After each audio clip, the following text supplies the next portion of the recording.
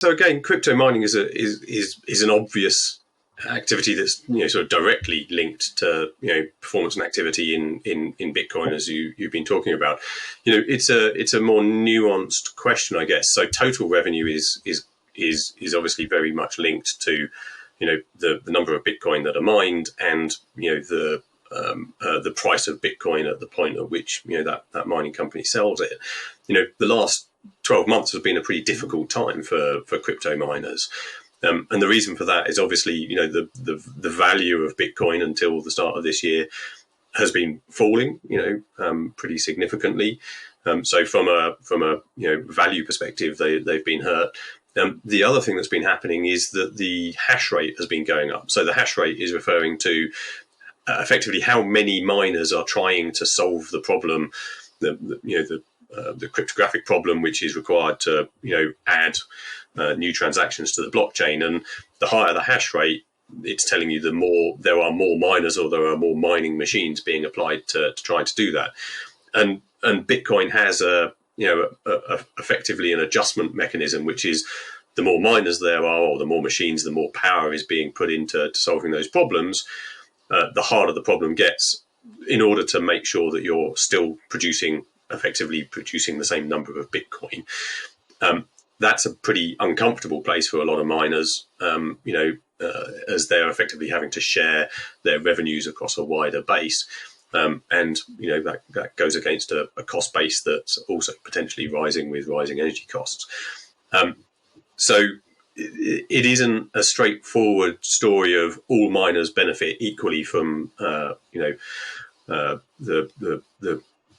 increased revenues.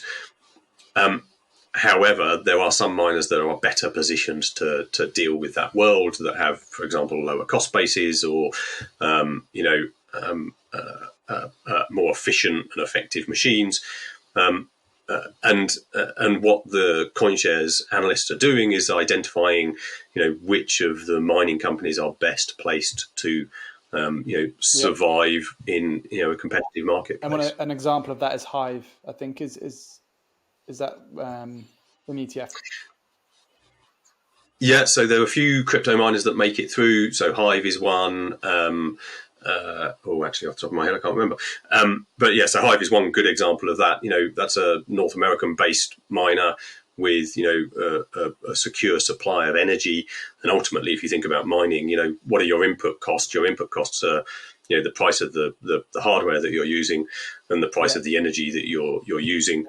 Very much, if you're looking at miners, companies that have a secure supply from, preferably from sort of isolated energy assets. And this is one of the things that makes Bitcoin mining interesting. It can actually use, for example, hydroelectric dam, miles from anywhere, that's been built for aluminium smelting. If the price of aluminium falls and smelting is no longer viable, monetizing that asset using crypto mining is a good example of a low cost energy source.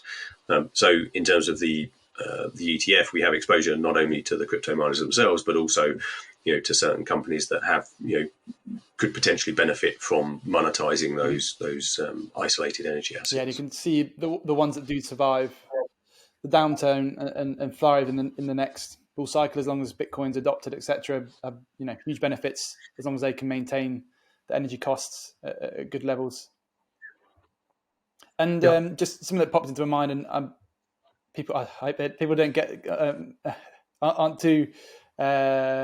I don't know if I'm too far out on it, but I think it's by 2100 or something. The last Bitcoin is mined.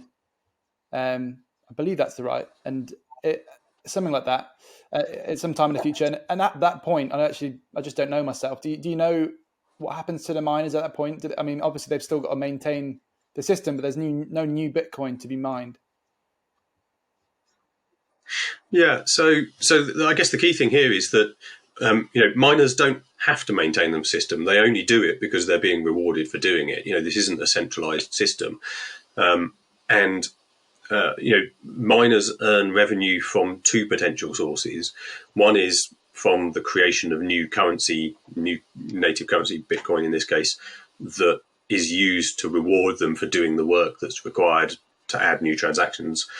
The other source of revenue for those miners is transaction fees that they can charge to users of Bitcoin that want to have their transaction added to the block. And obviously there's a sliding scale on fees. The higher the fee you're willing to pay, the higher up the list of transactions your transaction goes, the sooner it will be added to the blockchain. In the future world where there are no new Bitcoins being issued to reward miners for that work, it's a payment for transaction basis that will be existing on. Interesting. And related to this is mine. And it's interesting because I don't think anyone actually knows quite how that will shake out. That's the theory where we end up. But you're right. One of the questions over Bitcoin is, what happens when you stop issuing new Bitcoin? One of the advantages of Bitcoin, one of the things that people love about it, is that it, has that sort of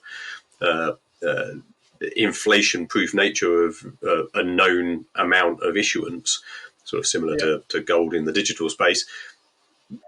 It's both a pro and a con because you need to work out how that system will work in the future. But revenue transaction-based payments is the likely outcome.